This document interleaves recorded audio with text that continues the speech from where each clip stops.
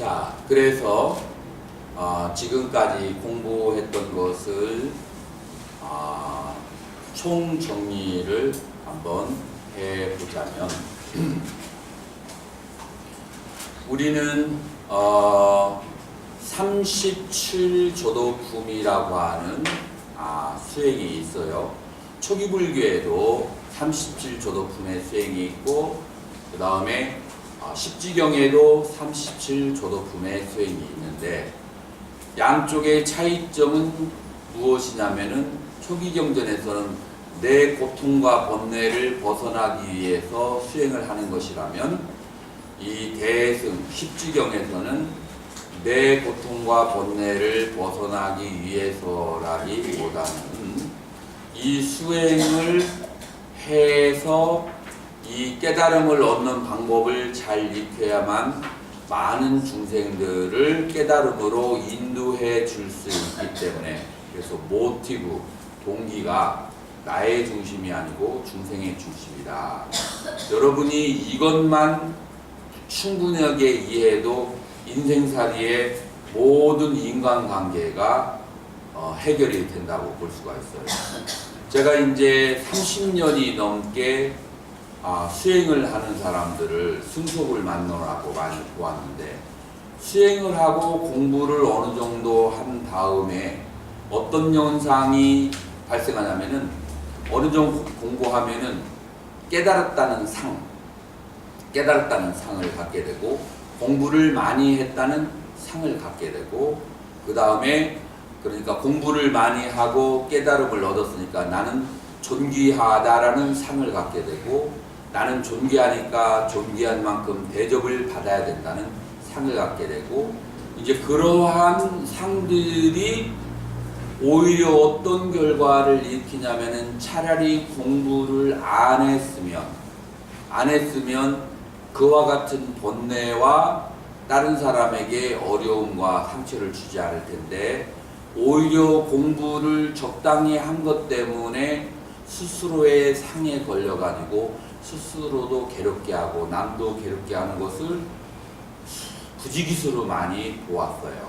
그런데 이것을 효율적으로 벗어나는 방법이 뭐냐면은 수행이라고 하는 것을, 보시라고 하는 것을, 남을 도와준다라고 하는 것을 나를 위해서라기보다도 여러 사람을 위해서 중생들을 행복하고 편안하게 하기 위해서라는 목표 설정을 중생을 향해서 딱 잡으면 나중에 공부가 얼마가 되더라도 뭐가 없어지냐면 상을 냈잖아요. 왜냐하면 처음부터 이 공부를 시작한 것이 많은 중생을 도와주려고 하는 원력으로 시작했기 때문에 이제 와가지고 내가 상을 굳이 낼 필요가 없는 거예요. 이제 만약에 상이 난다면 진정으로 중생을 도와주기 위해서 공부를 한 게 아니라 마음속으로는 이 공부를 통해서 내가 그동안에 얻지 못한 명예를 누려야지 라고 하는 그것이 잠재의식에 깔려 있었겠죠. 자, 그래서 세월이 흐르면서 부처님 당시에서부터 기원전 1세기, 기원 후 2세기, 기원 후 5세기가 되면서 조사스님들이 보기에 이 불교의 공부를 한 사람들이 이러한 번뇌와 모양이 생겨나는 것을 계속 쳐다보면서 이것을 효율적으로 다스리는 방법이 무엇인가 하고 연구를 하다 보니까 아예 처음부터 공부를 시작할 때 중생을 위한 마음으로 하는 것이 이것을 다스리는 데 효율적일 것이다 라고 이렇게 생각해서 이러한 공부 방법이 점점 세월이 흐르면서 개발했을 것이라고 저는 그렇게 판단하고 이해를 하는 것이죠. 이제 보는 사람에 따라서 시각이 다를 수는 있어요. 이제 저는 이제 초기 불교와 대승경전을 다 공부한 입장으로서 이러한 이제 그런 이제 그 심리가 이해가 되는 거예요. 그리고 두 번째, 중생들을 도와주기 위해서, 많은 사람을 도와주기 위해서 내가 이렇게 수행을 한다라고 하는 것은 먼저 중생이 어떠한 처지에 있는지를 알아야 돼. 그 어떠한 처지가 뭐죠? 그 처지가 고통. 그래서 어떻게 사람들이 수없이 많은 불완전하고 무상하고 고통에 빠져 있으면서 고통에서 고통으로 흘러가는지를, 그거를 어떻게 해야 돼요?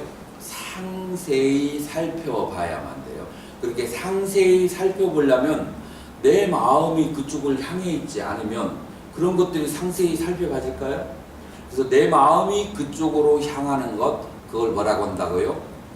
정념이라고 해요. 그래서 내 마음이 그런 중생들의 마음에 대해서, 중생들의 상태에 대해서 알려고 하는 그런 상태, 그런 노력하는 상태, 그거를 정념이라고 하는 거예요. 자, 그래서 정념이라고 하는 것은 중생이 있다라고 집착을 하게 되면 그러면 중생들을 도와주면서 뭐에 시달릴까요? 사람들이 괴롭고 슬프고 병들고 죽고 사업이 안 되고 안 좋은 사람들을 하루에 10명을 만나면 10개의 고통, 100개를 만나면 100개의 고통, 1000명을 만나면 1000개의 고통이 나에게 생겨서 내가 어떻게 될까요? 내가 그 고통에 짜부라더라고요. 자, 그러려면 어떻게 해야 돼요? 중생이라고 하는 것도 처음에는 나에서 중생으로 갔지만 중생이라고 하는 것도 신과 수와 심과 법, 몸과 마음과 느낌과 법으로 이루어진 것이지 중생이라고 하는 실체가 없는데 중생이라고 사람들이 믿는 데서부터 고통이 발생한다.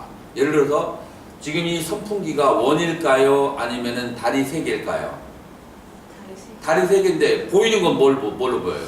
원으로 보인단 말이에요. 그래서 우리가 보이는 것이 진실이 아니에요.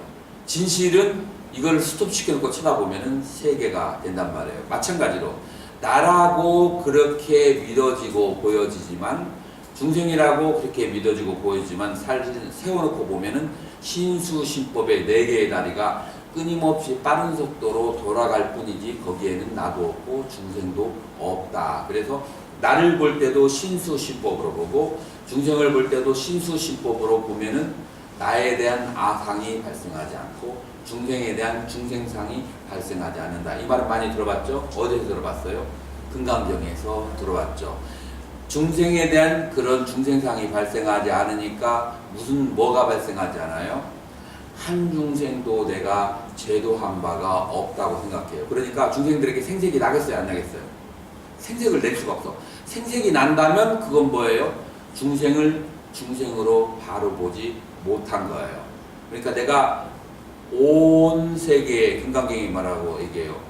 생명, 색깔이 있건 없건 그것이 생각이 있건 없건 태로로 태어나건 난으로 알로 태어나건 그 다음에 수비로 태어나던 그 다음에 화생을 하던 간에 그 모든 생명들을 다 내가 해탈하고 제도한다 할지라도 한 중생도 제도한 바가 없다. 그 이유가 뭐예요? 실제로 거기에는 중생이 존재하지 않아. 중생 없이 뭐가 있어요? 신수신법이 있어. 중생이 없고 뭐가 있어요? 색수상 행식이 있을 뿐이에요. 그래서 이와 같은 이치를 깨닫는 것이 쉬울까요? 어려울까요? 어려워요. 쉽지 않아요. 그런데 그럼에도 불구하고 해야만 되는 이유는 무엇 때문에 그래요? 나와 중생이 행복하려면은 그와 같은 이치를 깨달을 때까지는 나는 생색을 내고 상을 내고 남을 도와주고 상을 내고 아니면 나를 위해서 살고 그러면서 그것들이 어떠한 윤회를 낳게 돼요? 어떠한 고통을 낳게 돼요? 악취의 원인을 낳게 하거나 선취의 원인을 낳게 하거나 색계의 원인을 낳게 하거나 무색계의 원인을 낳게 합니다. 끊임없이 세세생생토록 그와 같은 악업을 그 다음에 남에게 피해를 입힌 것에 그 과보를 통해서 끊임없이 윤회를 하면서 불완전한 세상 속에서 고통에 빠지게 된다 이 말이에요. 지금 현재 우리가 사는 곳이 괴롭다고 생각하면 안타내었으면 그만이에요. 근데 그쪽에 내가 태어났어. 그 이유는 뭐예요? 자기의 마음속에 거기에 집착이 있는 거예요. 만약에 내가 반야원에 와서 반야원에서 있는 여러 가지 문제를 보고 괴로워한다고 그렇지도 않지만 한다고 한다면 내가 안 오는 것만이라. 근데 여기로 오는 이유는 뭐 때문에 와요? 집착이 있기 때문에 오는 거예요. 그래서 여러분들이 욕계, 색계, 무색계에서 얻어지는 모든 고통은 뭐 때문에 그래요? 자기에 대한 집착. 그 다음에 미망, 오해, 업들, 그런 것들 때문에 고통이 생기는 거예요. 그래서 이것은 내가 그 세계에 태어나고 안 태어나고 내가 거기에서 오고 안 오고의 문제가 아니라 내 마음 속에 있는 심리적인 탐진치, 이것이 소멸되지 않으면은, 그러면은 그 문제는 다음 생에 가서 또 연결돼서 그 문제를 가지고 또 서로 만나서 지지고 볶고 해야 되죠. 그래서 여러분들이 지금 현재 만나는 과정 속에서 사랑스러운 대상이 있고 싫어하는 대상이 있지만, 그것을 지금 이 순간, 그 다음에 바로 다음 순간, 바로 1년 안에 그것을 해결해야만이 자기가 엘리베이팅, 더 높은 세계로 나아갈 수 있는 것이지, 그것을 눌러버리고 잠재의식에 눌러버리면 그것은 다음 생으로, 또 다음 생으로, 또 다음 생으로 그 고통의 세계에 오게 되는 것이다. 이것이 바로 무엇이라고요? 부처님의 가르침이에요. 부처님의 가르침은 사람이 지금 현재 있는 상황 속에서 좀 더 나은 상태, 좀 더 행복한 상태, 그런 상태에 가게 하기 위해서 여러 가지 법문을 하는 것이지, 이해하기도 어렵고 실천하기도 어려운 것을 사람을 고통을 주기 위해서, 내부럽게 하기 위해서 이런 법문을 설하는 것이 아니고, 여러분들을 조금 더 행복한 세계로, 평화의 세계로, 넬라 판타지와 같은 그런 세계로 인도하기 위해서 여러분들에게 법문을 설하는 것이다. 그래서 신수신법의 사념처라고 하는 것은 그와 같은 이치를 가지고 있다. 그래서 신수신법의 사념처를 공부하는 사람, 그 사람은 불자이고, 신수신법의 사념처를 공부하지 않으면 불자라고 말할 수가 없는 것입니다. 마찬가지로 팔정도를, 그것을 정견정사로부터 정정까지를 실천하는 사람은, 그 중에 하나만이라도 실천하는 사람은 불자이고, 그렇지 않은 사람, 불자가 아닌 것이고, 칠각지를 조금이라도 자기 분수껏 능력되는 대로 실천하는 사람이 불자이고, 그렇지 않은 사람, 불자가 아니라, 그 다음에 어제 저녁에 설명했던 오근과 오력이라고 하는 믿음과, 그 다음에 또 두 번째가 뭐예요? 믿음과 정진, 그 다음에 정념, 그 다음에 선정, 그 다음에 지혜라고 하는 이 5가지가 나에게 균등하게 있는지 없는지를, 그것을 관찰하고 그것을 균등하게 가지려고 하는 자가 바로 불자라고 그렇게 할 수가 있어. 사람의 능력에 따라서 어떤 사람은 조금, 어떤 사람은 천천히, 어떤 사람은 빠르게, 어떤 사람은 많이 할 수 있지만, 그래도 조금씩이라도 앞으로 나아가는 자, 전진하는 자, 그 사람이 불자라고 말할 수가 있어요. 그래서 이와 같이 앞으로 나아가는 것을 뭐라고 하냐면은 사정근이라고 그렇게 하는 거예요. 그래서 항상 알아차리면서 자기에게 악이 있는지 없는지를 살펴봐야 돼요. 그 악이라고 하는 것이 수준에 따라서 달라요. 첫 번째, 악취에서 선취로 가는 것을 막는 악이 뭐예요? 그것이 칠악계라고, 여러분들 구체적으로 얘기 안 해도 여러분들 다 기억하시죠? 칠악계가 바로 악이라는 것을 알고 그걸 끊어버리는 거예요. 선취에서 색계로 가려고 하는데 그 가로막는 그 악이 뭐라겠어요? 오장이라겠죠. 탐진, 혼침, 그 다음에 후회, 그리고 들뜸, 그리고 의심 등등이라겠죠. 이런 것들이 바로 선취에서 색계로 가려고 하는 것을 막는 악이에요. 그것을 보고 그것을 꺼내야 돼요.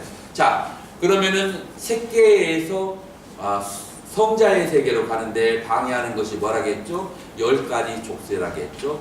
10가지 족쇄라고 하는 것은 총무보살님, 내가 10가지 족쇄에 대해서는 저기 자료가 안 나갔죠.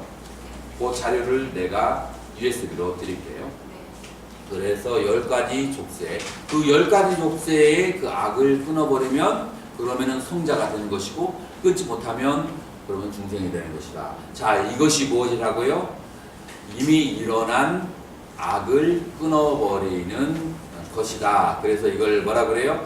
단단이라고 얘기해요. 그래서 단단히 그 사람의 경지에 따라서 종류가 있다는 것 대충 이해하셨죠?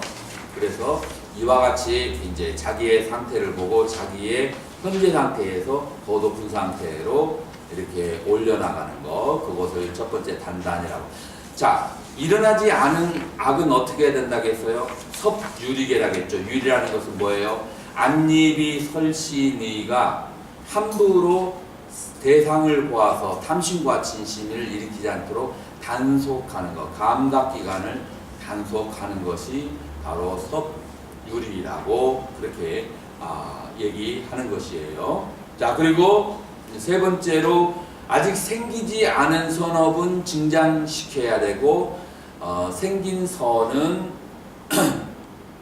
더욱더 증장시키고 일어나지 않은 선은 더욱 일어나게 해야 된다라고 하는데, 자, 생기지 않은 선을 일어나게 하고 일어난 선을 더욱 일어나게 하는 데는 어떤 방법을 사용해요? 그건 칠각지를 사용을 한다라고 하는 거예요. 칠각지라고 하는 것은 바로 알아차리고, 알아차린 다음에 이것이 악이면 악인지 선이면 선인지 분별, 택법각지를 하고, 택법을 하고 난 다음에 악이면은 끊어버리고 선이면은 증장시키려고 노력을 하는 노력각지. 여기에 있죠? 칠각지.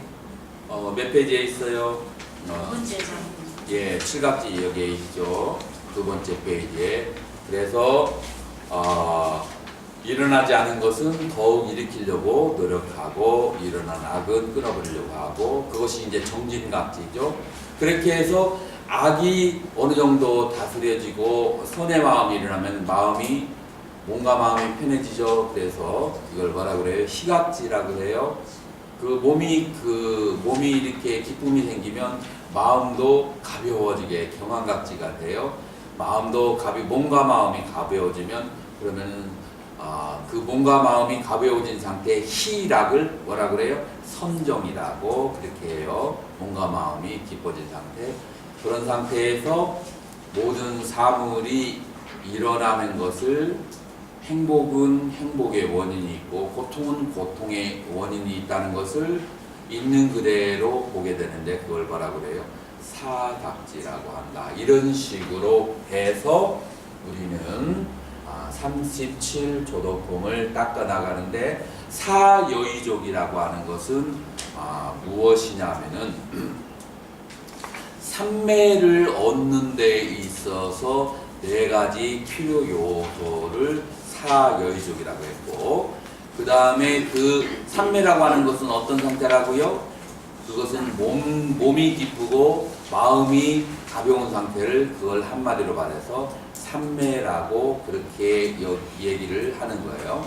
그래서 사여의족이라고 하는 것은 뭐를 말하냐면은 욕신족, 바라는 마음이 있어야 돼요.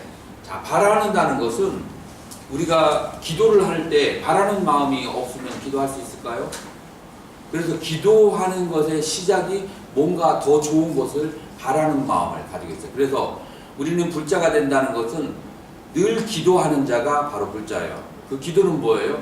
좀 더 나은 상태로 가기를 바라는 마음. 그래서 우리 불자들은 항상 자기의 능력에 맞게 7일이면 7일, 49일이면 49일, 100일이면 100일, 1000일이면 1000일, 자기의 그 바라는 것을 마음속에 세우고, 그리고 계속 기도를 해야 돼요. 그렇게 해야만 자기 자신이 앞으로 나아가지, 기도를 하지 않으면은 그냥 뭐 이런가 보다 저런가 보다 뭐 이런 식으로 캐세라테레스 하고 살게 되는 거예요. 그래서 항상 기도를 일주일 이상 놓쳐서는 안 돼요. 일주일 안에 쉬었다가 다시 또 기도를 하고 또 다시 기도를 하고, 혼자서도 하고 둘이서도 하고 그룹에서도 하고, 계속 기도의 그 끈이 놓치지 않는 것을 그걸 뭐라고 한다? 욕신족이라고 그렇게 하는 거예요.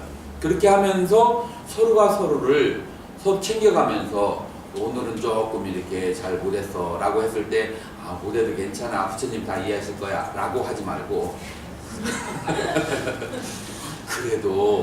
그래도 이 세상은 심은 대로 거두니까 잠을 조금 줄이고 다른 것을 좀 줄여서 기도를 열심히 하세요 라고 하는 것이 바로 정진신족이라고 그렇게 하는 것이고, 그 다음에 정진을 하면서 내가 오늘 얼마만큼 했는가 안 했는가 알아차려야 돼.